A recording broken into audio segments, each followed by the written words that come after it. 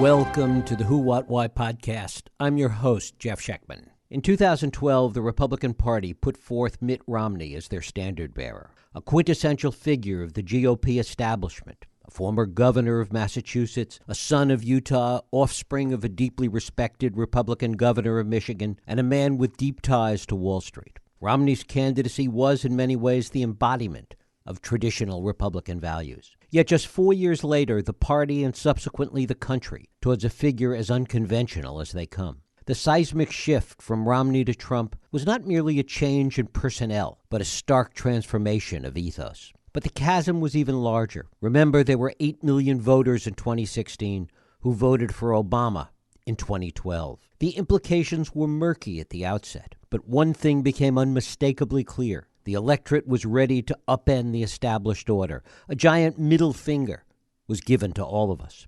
This upheaval was a confluence of the most virulent aspects of our era. The echo chamber of social media, right-wing talk radio, Fox News, the cult of celebrity, and a faction of the electorate that Hillary Clinton infamously dubbed a basket of deplorables. It was a moment of reckoning, a deviation from the norm that our founding fathers had anticipated but had built safeguards against.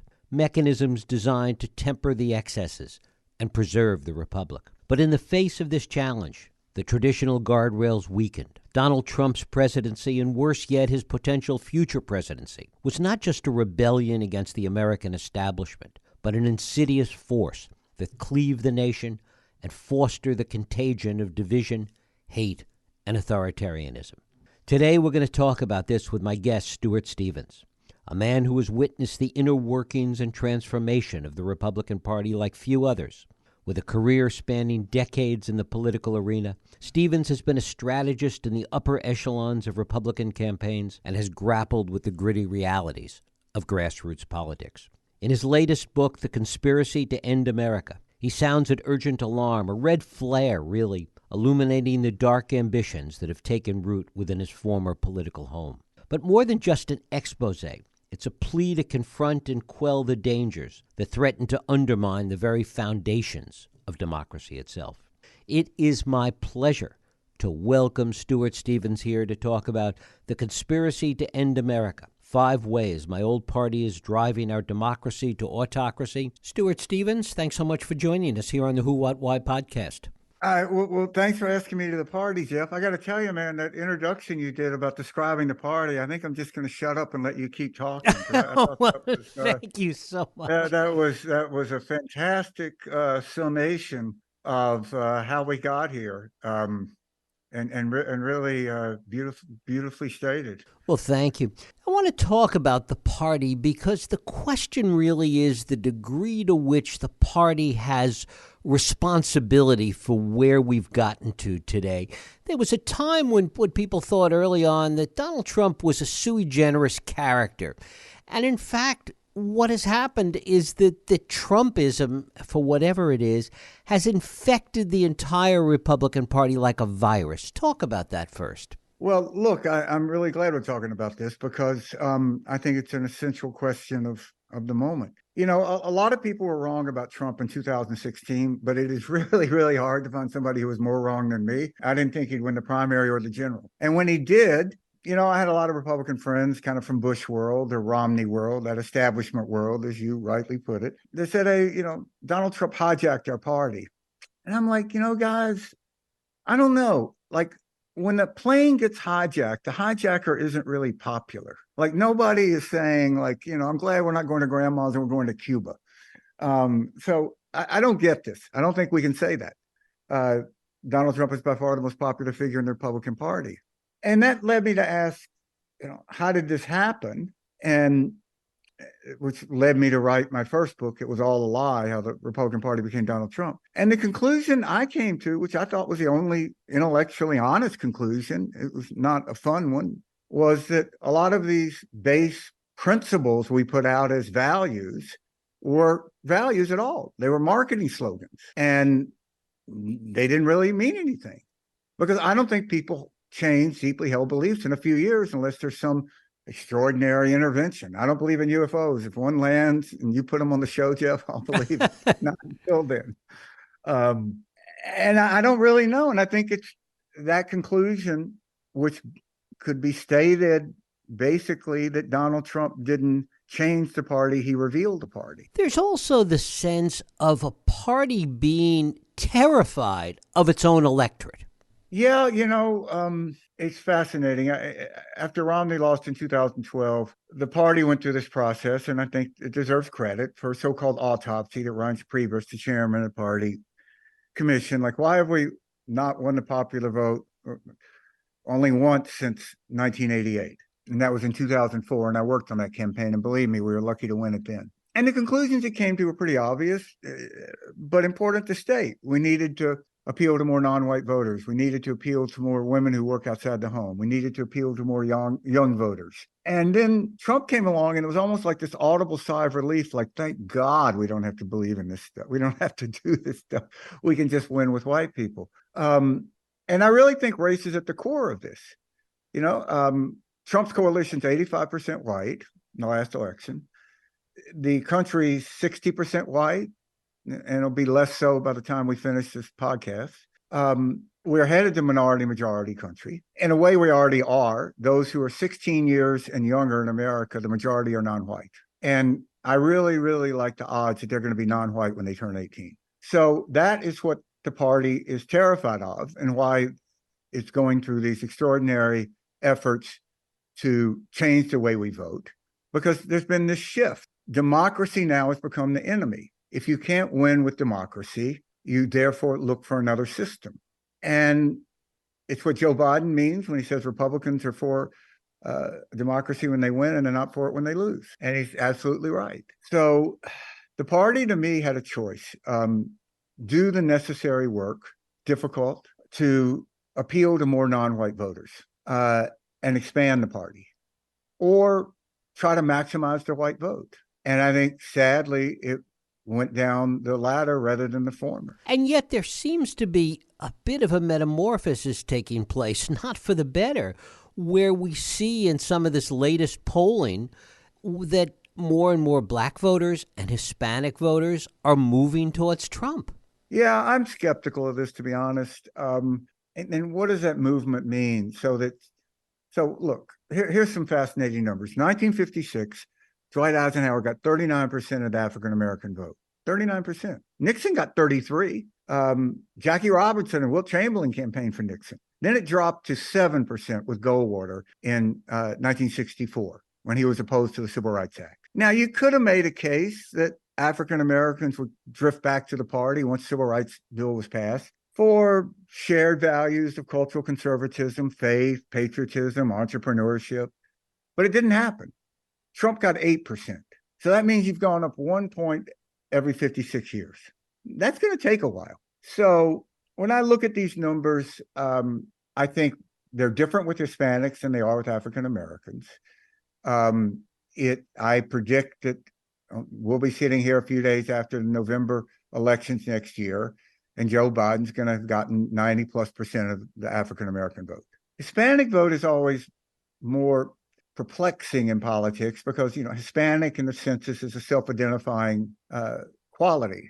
You opt in to identify yourself as Hispanic or not. And there's always been a divide among so-called Hispanic voters, among those who speak English at home and those who don't. And I forget the exact number, but Romney did pretty damn well with those who spoke English at home. So at a certain point, you say, okay, what point are they not identifying as Hispanics any more than people are identifying as Italian American or Irish American? And they're voting more by the driven by their ethnicity, less by their heritage. So look, I think it's something the Democratic Party should worry about. In Bush world, we really focused on this. We got up to, I forget the exact number, but north of 40, not very north of 40, like 41, 42% of Hispanic vote. I think the Democratic Party should be worried about it and should be focused on it. But still, overwhelmingly, the Republican Party is a white, increasingly regional party. And talk a little bit about the party itself, the party apparatus today. You have seen it evolve to where it is today. And how much of the blame should lie with the party itself for getting us to where we are? I think on a scale of 1 to 10, I'd say about 100. Go back to this moment in December, I think it was December 15th, 2015, when Donald Trump called for a Muslim ban. Now, a Muslim ban is a religious test. If I show up at I've got like an English passport and I show up at JFK and they say, well, what are you? And I say, well, I'm a Quaker. I used to be a Muslim, but now I'm a Quaker. What are they going to do? Like ask me trivia questions about William Penn or something? I mean, it's absurd. It's a religious test. And what Reince Priebus and the party should have done is say, look, we can't stop people from voting for Donald Trump. We can't stop Donald Trump from running. But if this party supports anything, it's the Constitution. And this party, speaking as Reince Priebus, as long as I'm chairman, will not support a candidate who does not believe in the Constitution. If that means I shouldn't be chairman of this party, so be it. And had they gone down that road, it would have been the right thing to do, the morally correct thing to do. The political consequences, I think, are incalculable. But, up and down, say 4 days after the election, when it was clear Donald Trump had won, it was really clear 24 hours after the election for anybody that knew anything about politics. But okay, give it 4 days. If every elected Republican in Washington had just had their comm shop put out a simple statement congratulating the president-elect of the United States, Trump would have been isolated. It would have limited the ability for him to rally crowds, because a lot of it is, people have doubts about Trump. They think he's a little weird. But then their senator, who they think is perfectly normal, supports Trump. They go, well, that person knows Trump better than I do. He must be okay. And that happens up and down the party. So I think it's a complete collapse of the party.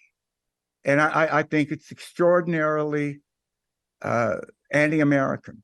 It's a violation of the legacy that they were handed by the greatest generation. People like my dad, who spent 3 years fighting in the South Pacific, 28 island landings, came home, never talked about it like hundreds of thousands of others. That's the legacy. And they can't even get their comm shop to congratulate the president-elect of the United States. I mean, compared to 28 island landings, that's a pretty easy lift. And we now live in a country in which the majority of one of the two major parties in America doesn't believe that we live in a democracy. They don't believe Joe Biden was legally elected. That means we don't live in a democracy. And I think we're still just at the beginning of the beginning to understand what that means for our body politic and our society and our civic ties to each other. It is frightening. And in many ways, we can get a mathematician here, but the odds are overwhelming, it seems, that the entire party showed so little courage, that so few people of the party, from the party, would come forward to do the right thing. I mean, we could name them on one hand. Listen, brother, I can't agree more. And it honestly, when my book came out in 2020, it was all a lie. And somebody would say something like in an interview, like you just said, and I would start to talk about it. And it really was difficult for me to talk about without getting very emotional, because I felt so betrayed, so lied to. I helped elect a lot of these people. I would have bet everything in the world that they would never do this. And they did. And it's like, I worked in Chris Christie's election. I love the guys. When I was in an airport when Chris Christie in 2016 endorsed Donald Trump, and tears came to my eyes. I felt like I was watching a friend overdose. And now, Chris is out there saying the right things, but it's like, dude, why? Why? The guy even tried to kill you in 2020 in debate prep with COVID. He waited to December 6th to try to kill Mike Pence. I mean, I don't get it. But I tell you, man, I will never ask myself how 1930s Germany happened, because it's a straight up repeat. Now, it doesn't mean that it's going to be the same results. I don't think we're going to have 100 million people die. I don't think we're going to have a world war. But it is good people who know better doing the wrong thing for deeply corrupt reason. And it's extraordinary. I don't think we've seen anything like it in American history.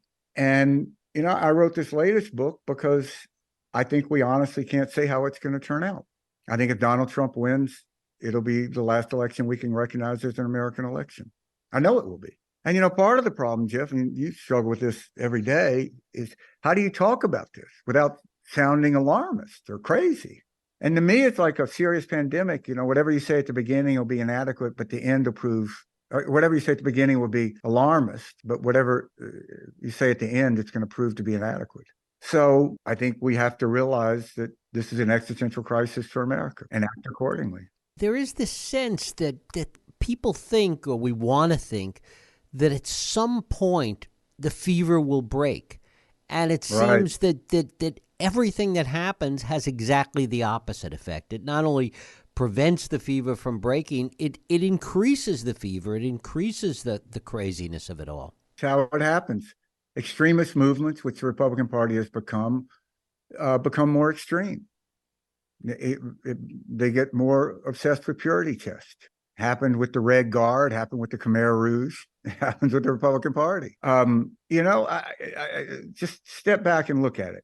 So Donald Trump organized a mob that broke into the United States Capitol and tried to kill Republicans and hang Mike Pence. And they still supported most of them. So if a guy organizes a mob that breaks into your workplace and tries to kill you and you still support him, you think there's some principle he's going to violate that's going to make you want to be against him? Like, I don't know, that's too much, what he said about Putin. No, it's a complete collapse. And look, I think we have to accept that Trump runs the Republican Party, which he does, because the Republican Party likes Donald Trump. They want to be Donald Trump. And you can ask yourself what that says about America. But I really am at a point where I don't care. I just want to beat these people. I think there is an extraordinary reluctance among our journalist class, of which, I have many dear friends, to call it out as racism. All these Trump voters in a diner in Ohio pieces. To me, it's like sending the best journalist in America to a strip club to try to figure out, why do men go to strip clubs? And it's just such a fascinating question, maybe because there's naked women. And I think that it is driven by race. And, when I have these conversations with my Republican friends, they go, oh, come on, you're saying that everybody voted for Donald Trump's a racist. I go, no, but I think overwhelmingly the vote for Donald Trump means that you care about something more important than having a racist as president, because you can't call Donald Trump not a racist. So where were all the votes that they said were illegal? We can't certify.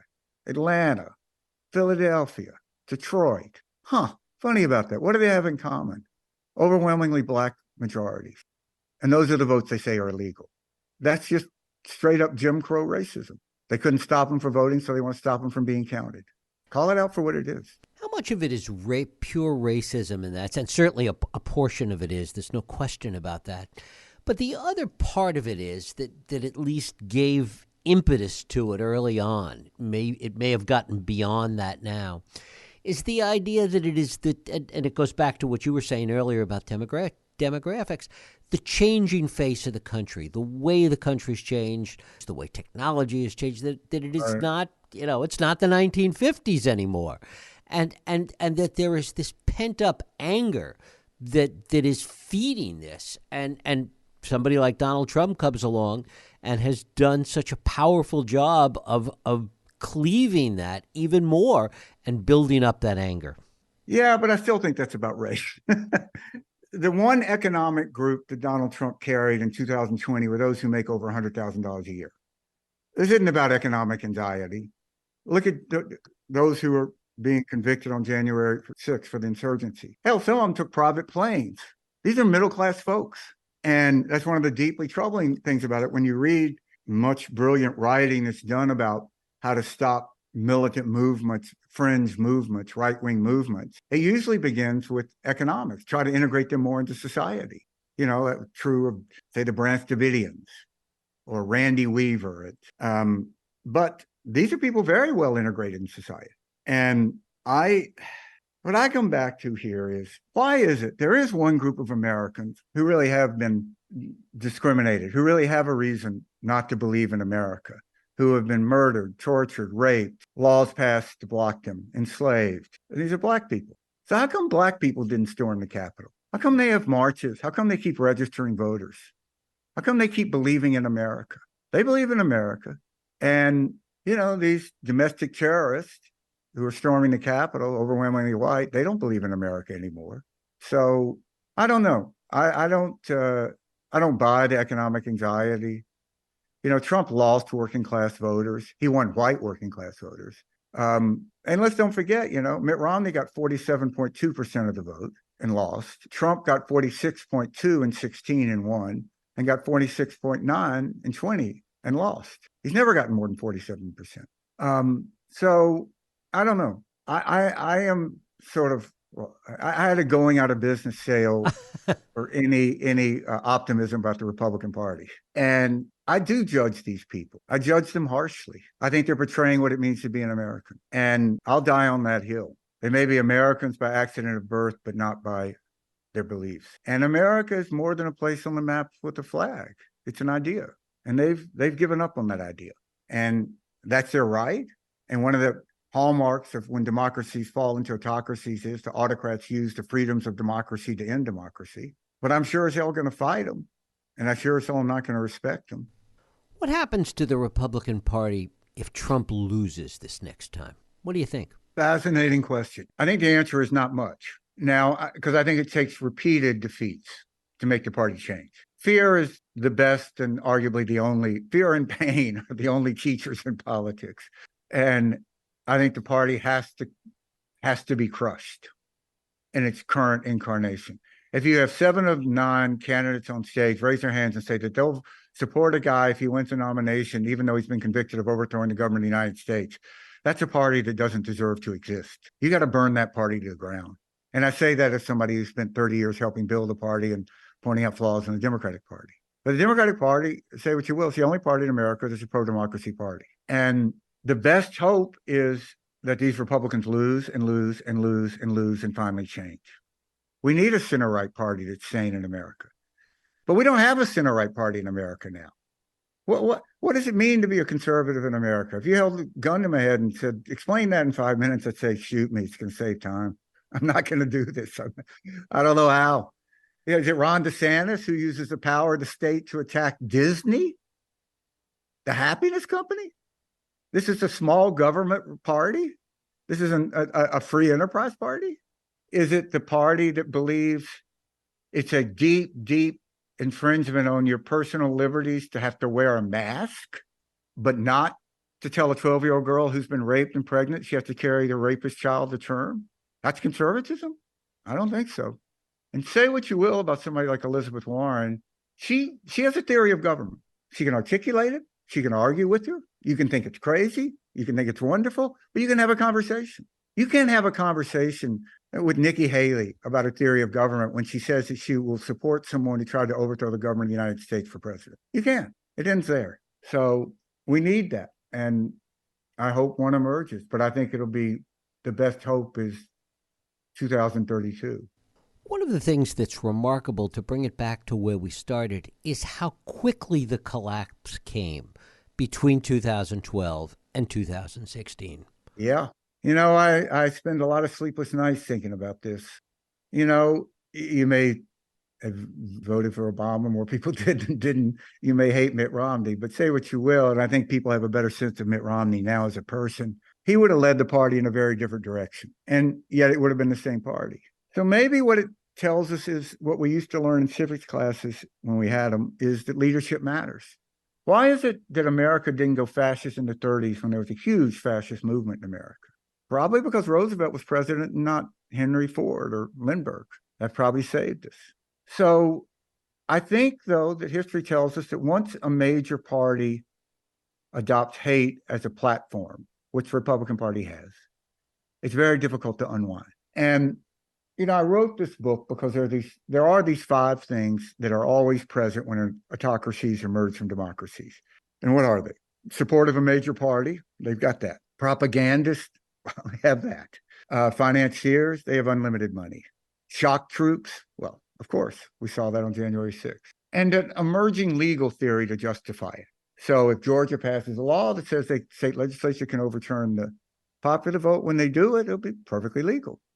And that's really where the focus is now, on changing how we vote. And it's being done quietly. And it's being led by the same people who led the Federalist Society to change America's judiciary. They have been given $1.6 billion in the largest political contribution in American history. And they are extraordinarily dangerous because they're confident, they're patient, they're well-funded, and they're smart.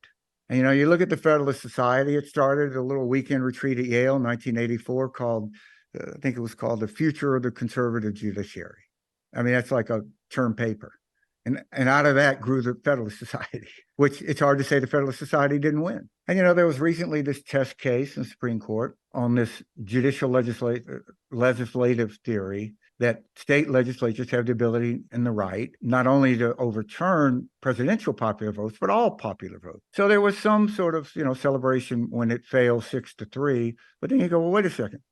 3 people in the Supreme Court think that state legislatures can overturn any popular vote because of some nutty references in the Federalist Papers? Really? Well, that's a lot ahead of where they were in 1984 when they had that little weekend retreat at Yale. So I wouldn't get too cocky about it. Is there anything that makes you optimistic? No, I'm very depressing, right? I depress myself. I gave my most recent book to a dear friend and said it's short but depressing. And he said, Stuart, so are suicide notes. So, yes, there's something that makes me very, very optimistic, and that's younger voters. As I said, the majority of Americans under 16 are non-white. They're the future of America. They are where the country is headed, and they are more in sync with the country over at large than the Republican Party is. There was always a trope in politics that younger voters don't vote in large numbers, and they're proving that wrong. And I think they're going to save us. That and our immigrants.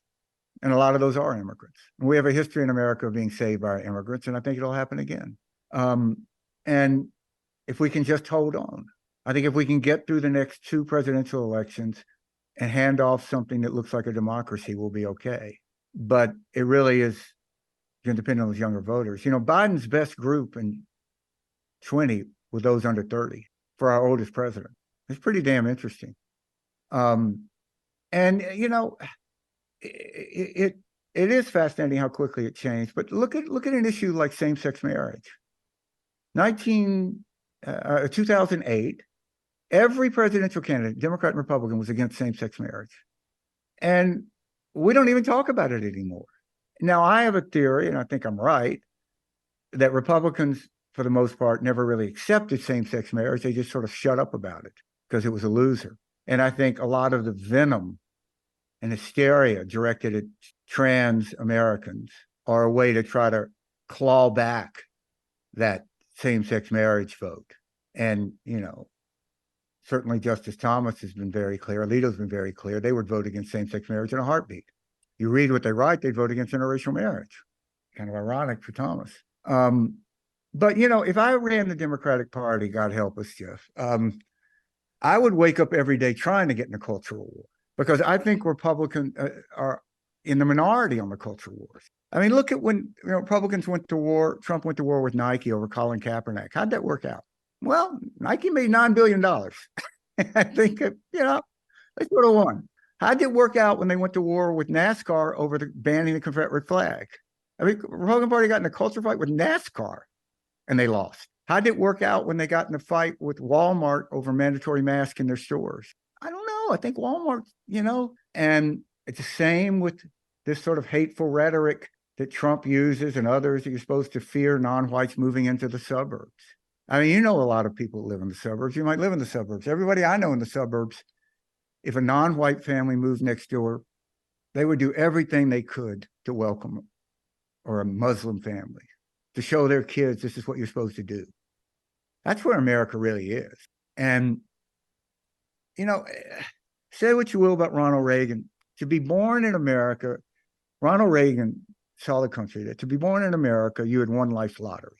There were inequalities in America, disadvantages, but nobody was disadvantaged for having been born in America.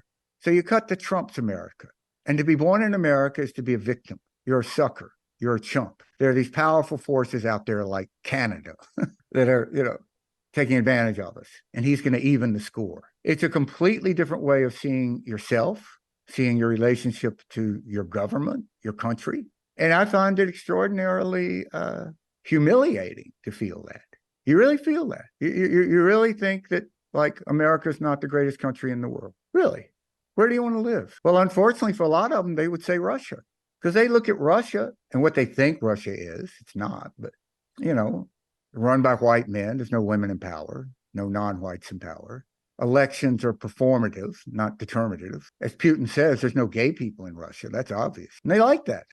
That looks good. And that's a lot of why so many Republicans are supporting Putin against Ukraine. And that's extraordinarily sobering and depressing. Stuart Stevens, his book is The Conspiracy to End America, 5 Ways My Old Party is Driving Our Democracy to Autocracy. Stuart, I thank you so very much for sharing your thoughts and spending time with us here on the Who, What, Why podcast. Jeff, thanks for asking me. Really appreciate it. Thank you. And thank you for listening and joining us here on the Who, What, Why podcast. I hope you join us next week for another radio Who, What, Why podcast. I'm Jeff Sheckman. If you like this podcast, please feel free to share and help others find it by rating and reviewing it on iTunes. You can also support this podcast and all the work we do by going to whowhatwhy.org/donate.